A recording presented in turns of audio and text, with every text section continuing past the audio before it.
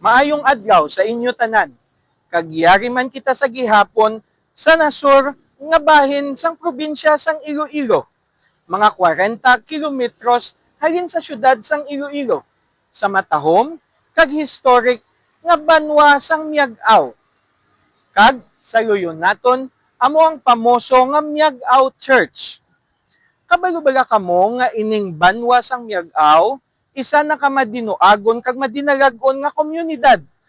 Antes pa nag-abot ang mga katsira dire nga ginapuy-an sa mga Bisayan community nga nagakuha sang ila palangabuy-an paagi sa pagpangisda kag pag-agrikultura o farming kag pagkuha sang kun ano nga mga resources sa ila nga mga baybayon. Ang Miag-aw ginapatihan nga naghalin ang iya pangalan sa isa ka mangrove shrub nga kung tawagon miagaw nga masami nagatubo sa kilid sang mga kasub-an kag mga baybayon sang sini nga duog. Ang ebangelisasyon sang mga Agustinian priests nagsugod diri sa banwa sang Miag-aw sadtong mga early 1700s. Tuig sang 1731 sang gintukod nila ang isa ka mission station o kung tawgon naton bisita. Kag sadtong 1734 ini siya nangin isa na gid ka parokya sa idalom ni Santo Tomas de Villanueva. Ining simbahan nga aton makita karon ikatatlo na ini nga lugar nga ginsaylohan sang mga simbahan kutob pa sang pagtukod sang bisita sadtong 1731.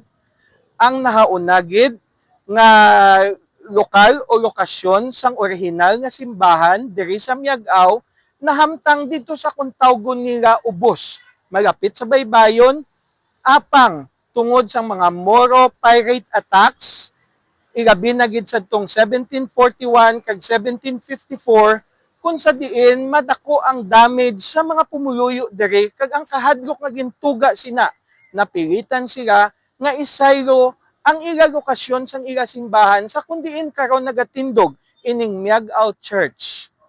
Kag ining Miag-aw Church gintukod na sadtong mga 1784 or 86 sa idalom sang pagpamuno ni Father Francisco Maximo Gonzales kag sang ila gobernador Silio Dere nga kung tawgon si Kapitan Domingo Zulueta.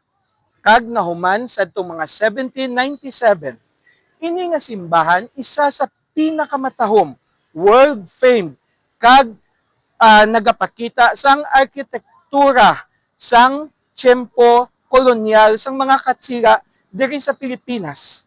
Maskin European ang iya design nga Baroque style, pero makita naton nga ang iya facade gindisenyo nga Filipinized.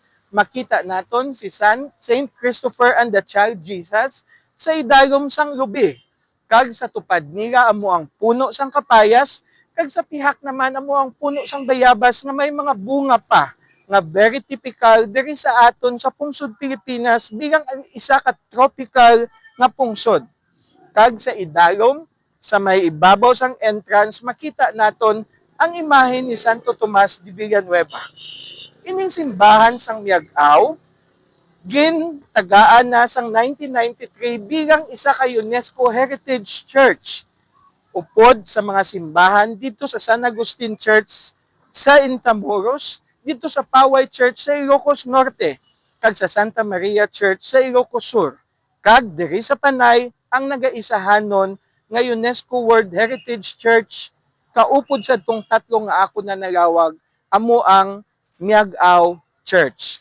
Kung inyo makita, nahimo man siya sa bato nga lokal sa sini nga mga duog, sa iya mga kaingod nga mga banwa, kag kun aton tulokon, isa man siya ka yellow sandstone.